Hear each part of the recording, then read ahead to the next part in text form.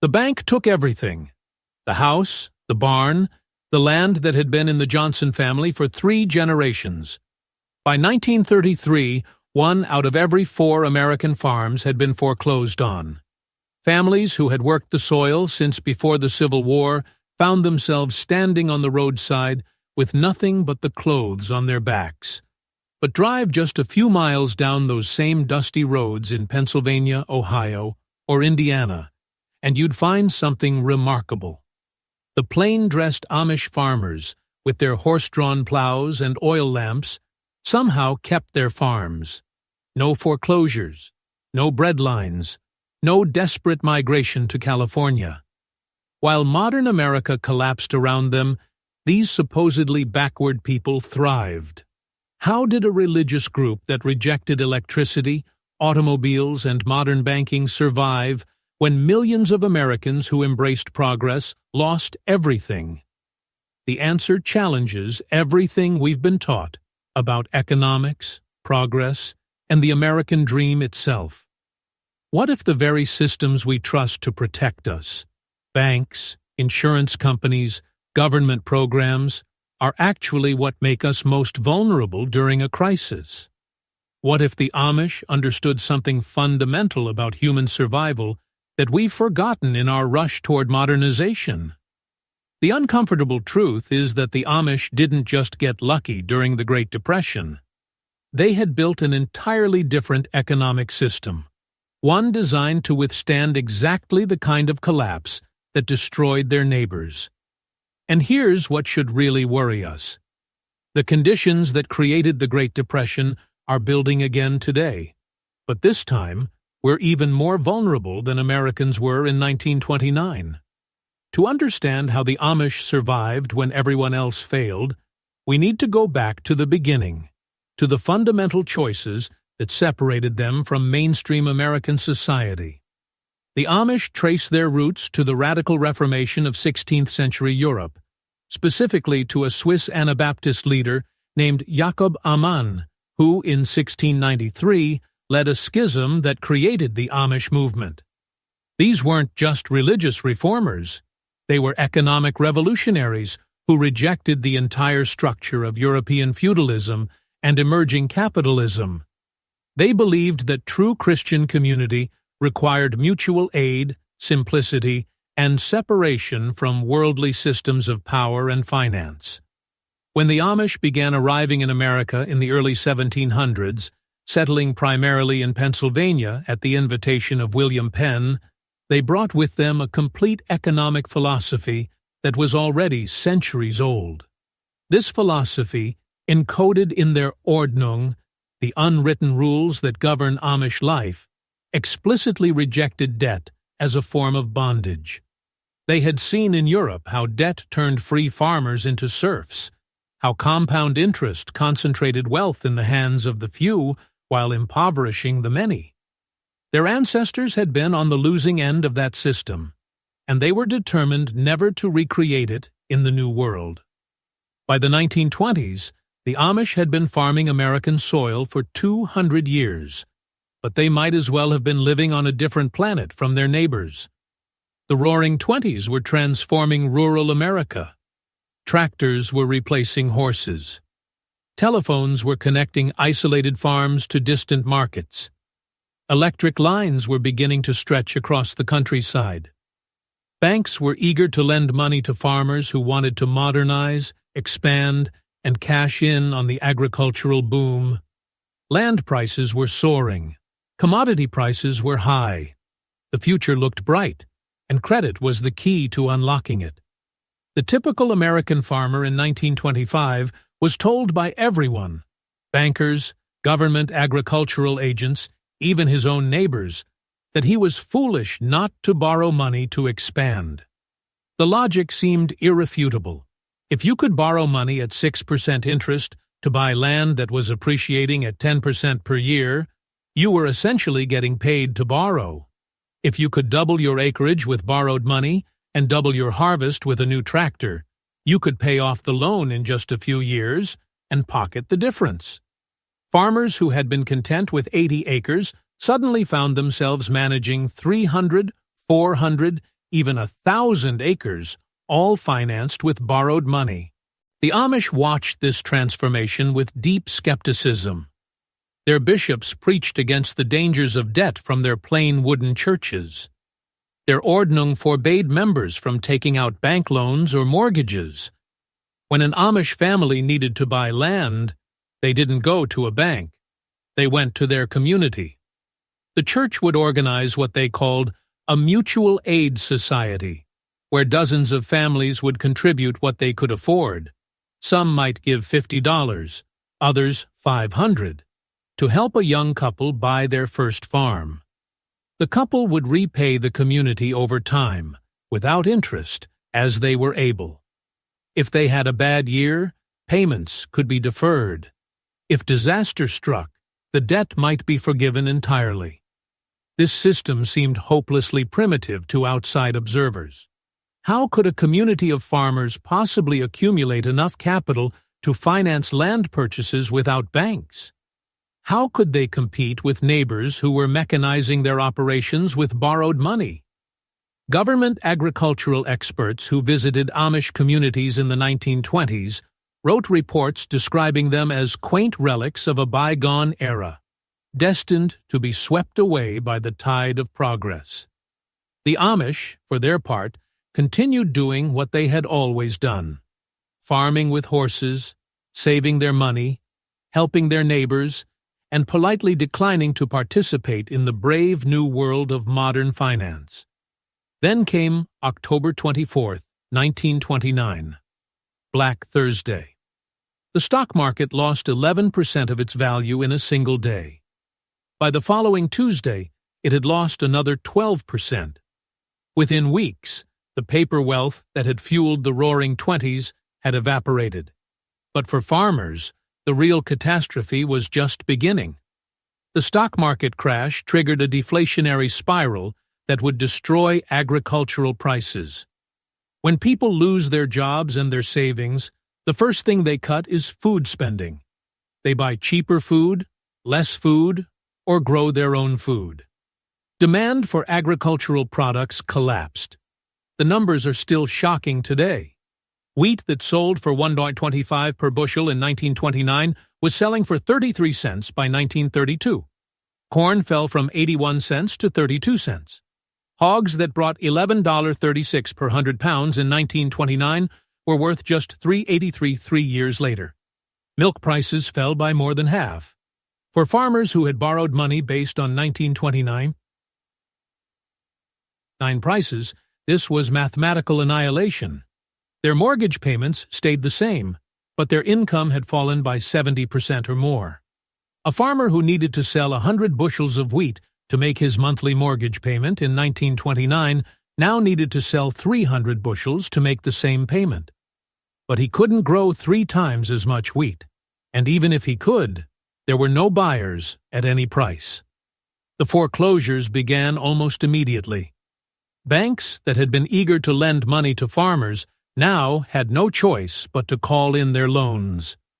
The legal process was swift and merciless. A farmer would miss a payment or two, the bank would file foreclosure proceedings, and within months, sometimes weeks, the sheriff would arrive to auction off everything the family owned. These farm auctions became the defining tragedy of rural America during the Depression. Neighbors would gather to watch as a lifetime of work was sold piece by piece. The farm equipment would go first, then the livestock, then the household goods, and finally the land itself. The human cost was devastating. Families that had farmed the same land for generations were suddenly homeless. Children who had grown up knowing they would inherit the family farm watched as strangers bought it for pennies on the dollar. Suicide rates among farmers skyrocketed. In some counties, groups of desperate farmers formed secret societies to resist foreclosures, sometimes showing up armed at auctions to intimidate potential buyers. But these acts of resistance were isolated and ultimately futile. The legal system was on the side of the banks, and the banks had no choice but to foreclose if they wanted to survive themselves. Meanwhile, in Amish communities, a completely different story was unfolding. Yes, prices had collapsed for them too. Yes, times were hard. But when an Amish family struggled to make ends meet, they didn't face foreclosure because they didn't have mortgages. When they needed help bringing in the harvest, they didn't have to pay cash wages because their neighbors worked for free, knowing that when they needed help, it would be freely given in return. When a barn burned down, and barns did burn even during the Depression, the community would organize a barn raising, and within a single day, a new barn would stand where the old one had been. The Amish economic system revealed its true genius during the darkest years of the Depression. Consider the problem of farm equipment. American farmers who had bought tractors and combines on credit now faced a triple crisis. They had to make payments on the equipment, they had to buy fuel to run it, and they had to pay for repairs and parts. When cash disappeared from the rural economy, many farmers had expensive machines sitting idle in their barns because they couldn't afford gas. The Amish, with their horses and simple equipment, had none of these problems. Horses ran on hay and oats that the farm produced. Equipment was simple enough that farmers could repair it themselves with basic tools and scrap metal. The food situation provides another stark contrast. By 1932, the paradox of the Depression had become clear. Farmers were destroying crops and killing livestock because prices were so low it didn't pay to harvest or feed them, while people in cities were standing in bread lines and going hungry. The market system that was supposed to efficiently distribute food from farms to tables had completely broken down. The Amish were insulated from this dysfunction because they had never fully integrated into the market system in the first place. Every Amish farm was, first and foremost, a subsistence operation. They grew their own vegetables, raised their own meat, kept their own dairy cows, and preserved their own food for winter. What they sold to the outside world was surplus. When prices collapsed, they simply sold less and kept more for themselves and their community. The mutual aid system that seemed so primitive to outsiders proved to be more reliable than any insurance company.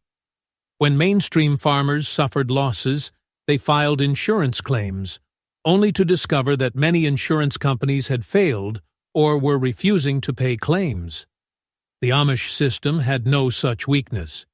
When disaster struck, help was automatic and immediate. No forms to file, no adjusters to argue with, no fine print to parse. The community simply showed up and solved the problem. By the mid-1930s, the contrast between Amish and non-Amish farming communities had become impossible to ignore. Federal programs designed to help farmers were having mixed results at best. The Agricultural Adjustment Act of 1933, which paid farmers to reduce production in an attempt to raise prices, seemed absurd to many, destroying food while people went hungry. The Farm Credit Administration tried to refinance farm mortgages at lower interest rates, but for many farmers, it was too little too late. The Rural Electrification Administration brought power lines to rural areas, a genuine improvement in quality of life, but one that also increased farmers' dependence on systems they couldn't control. The Amish largely rejected these programs. They didn't want government payments for not growing crops. They wanted to grow food for their families and communities. They didn't need farm credit because they didn't use credit. They didn't want electricity because they had seen how it tied people to monthly bills and distant power companies. To government officials trying to modernize American agriculture, the Amish were frustrating holdouts. To their neighbors who had lost everything, they were beginning to look like geniuses. World War II finally ended the agricultural depression, as demand for food soared and prices recovered. But the landscape of rural America had been permanently transformed. Before the Depression, America had been a nation of small family farms. After it, agriculture was increasingly dominated by large operations that could achieve economies of scale. The farmers who survived were those who had been big enough to weather the storm, lucky enough to avoid the worst of the collapse, or smart enough to adapt to the new reality of government programs and corporate agriculture. The Amish emerged from the Depression in a stronger position than they had entered it. They had bought land at Depression prices from desperate sellers. Their communities had grown because their young people had stayed on the farms instead of migrating to cities in search of work that didn't exist. Their traditional practices, which had seemed like disadvantages during the boom years, had proven to be advantages during the bust. They had demonstrated that there was another way to organize an agricultural economy, one that prioritized resilience over efficiency, community over individualism, and stability over growth. Now, let's fast forward to today and examine the disturbing parallels. The average American household now carries over $140,000 in debt when you include mortgages, auto loans, student loans, and credit cards. We're told this is normal, even healthy. Debt is described as a tool for building wealth, a ladder to climb toward prosperity. Just as farmers in the 1920s were told to leverage their land to buy more land, we're told to leverage our incomes to buy houses, cars, and educations that we can't afford with cash.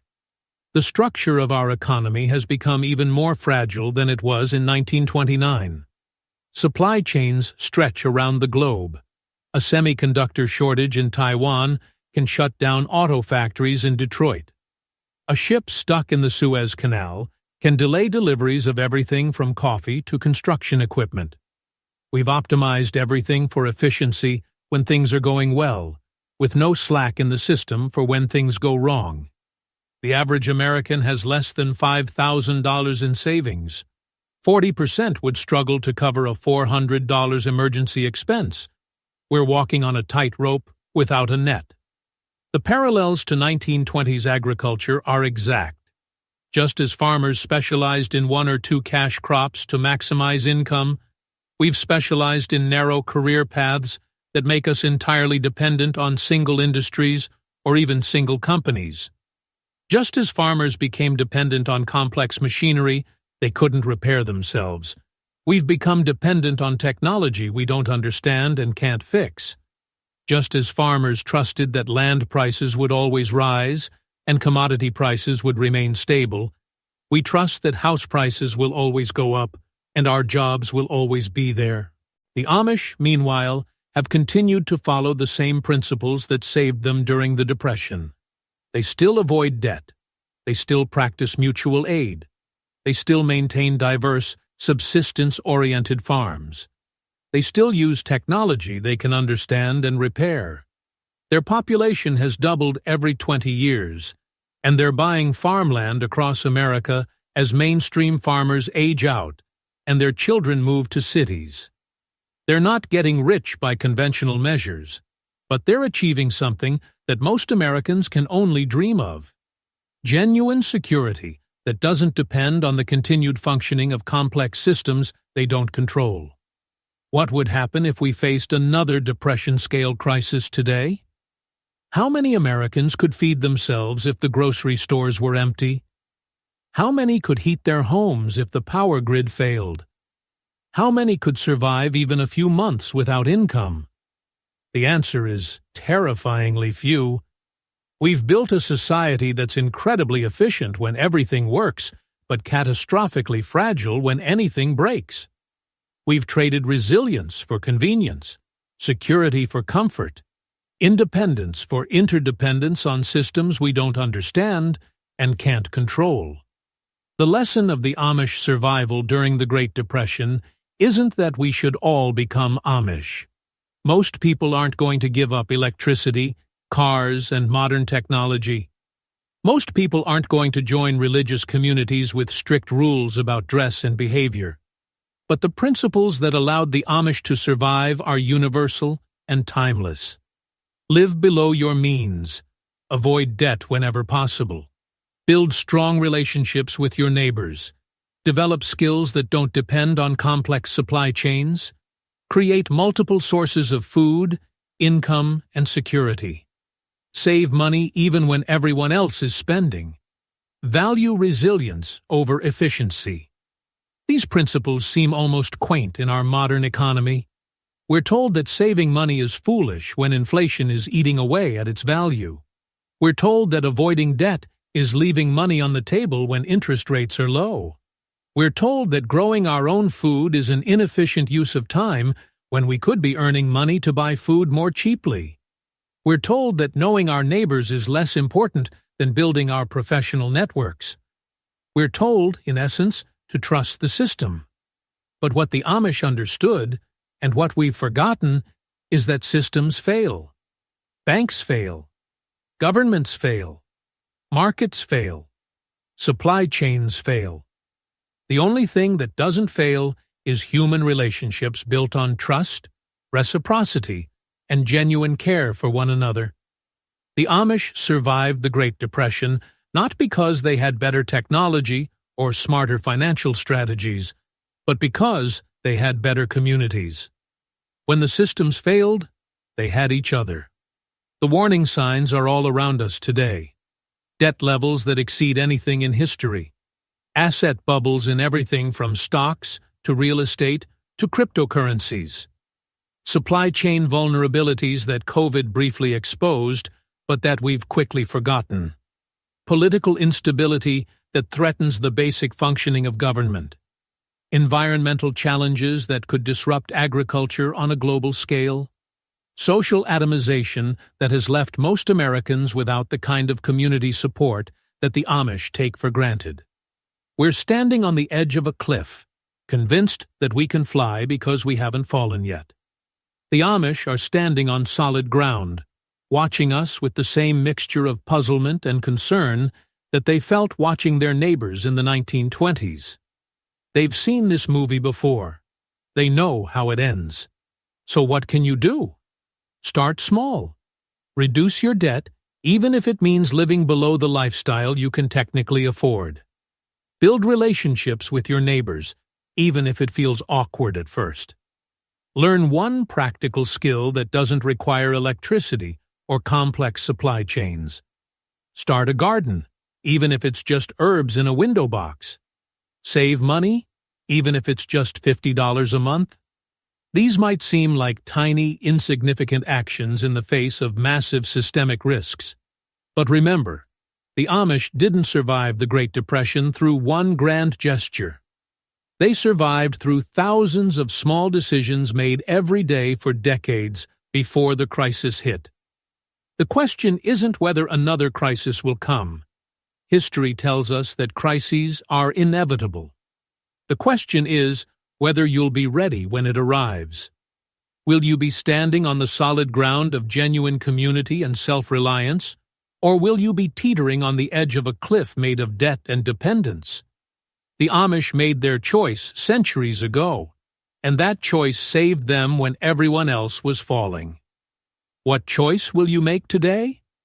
Share this video with someone who needs to hear this message.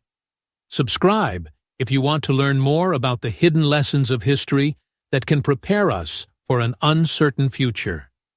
And leave a comment telling me what one change you're going to make this week to build more resilience into your life. The time to prepare isn't when the crisis hits. The time to prepare is now, while everyone else is still convinced that tomorrow will look just like today. Because if history teaches us anything, it's that tomorrow always comes, and it rarely looks like what we expected.